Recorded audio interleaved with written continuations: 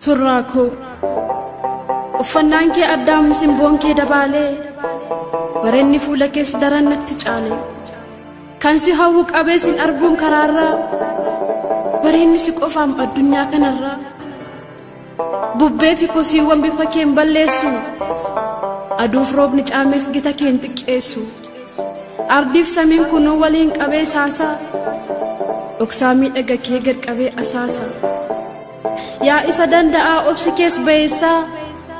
michuu si godhadhuu naaf ta'uu dandeessaa yaa tokkicha hundaa ilmaadha warqiidhaa moo sin madaaluu laata abbaan kee mootiidha anoo tutturee raamsituun beeku malee ergan si mil'achuuf bahee karaa bulee tuttureera dhugaa falmituu kee ta'een deddeema si duuba iddoon ejjannaa kee humaan qabu huuba oduu utaalanii kaasanii awwaaraa yoo hamaa kee faarsan garaatu na aaraa kolfa kee gammadeen lugamtoota jibbaa hankoo si godhachuuf baay'een dhabee dhibba atoo naaf hin beektu onnee koo warraaqxee takkammoo watwaatte si dhabdee hollatteem na harkatti laafte dhugaa baattoo taateen baattoo ba'aa gaaffii iddoof galma dhabdee galma aara galfii cinqii saniin dhahannaasaa gubaa laphee dafqisiisaa qufaa qakkee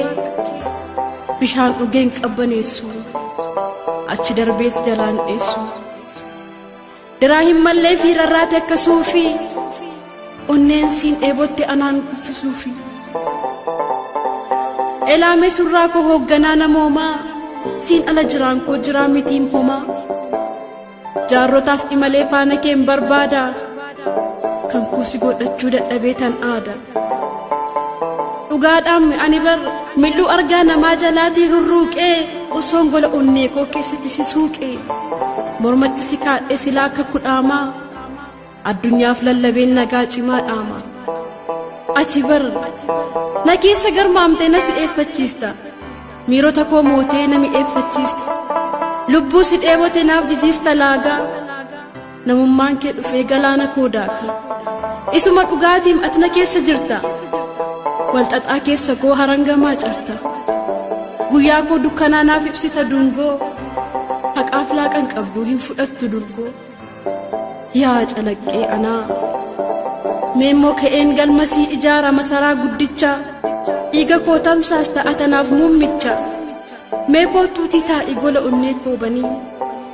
homaa hin sodaatiin eegduu keetii ani guutummaa koo keessa rittimaan shubbisi wallee kee keessatti maqaa koo dubbisi anarratti moo'ii jiraadhu barakee roorrotaaf qoricha jabaan ayyaana kee kabajamaa kiyya fudhu teessoo mootii boqadhuna keessa gola eenyummaa kooti yoo feetes lapheettan si baadha lubbuu kootti aansee nan si moosifadha diinota kee aarsee yoo feetes of kennee ansii wareegama si keessan jiraadha fudhadhee dirqama dhugaadhaan si dhabu budhameen imimmaan harcaasa jiruu namaa keessaan namummaa koo baasa na dhuunfadhu maaloo hin fagaatiin irraa walumaan jiraannee lakkoofsisna jaarraa hooliin kee anarraa haa urgaa of hiiqqisee natti haa waamamu maqaan kee si dhiise simboon kee anarraa haa laalamu halaalaa ani siif gabroomee haa ta'u wallaalaa kafana kan keetiin qullaa koo haa dhoksu ana wallachiisee miirri kee naa moksu dhiiga koo dhiiga keen makii na qixeessi addunyaa keen fedhaam achitti nageessi namummaa koo huruursi fedhii kan koo biti gola jaalala kee na fudhadhuu lixi sanyii kee naa kenni garaa kottan baadha firii kee daheetan addunyaadhaaf laadha huursee haa odeessu ormiif warri ollaa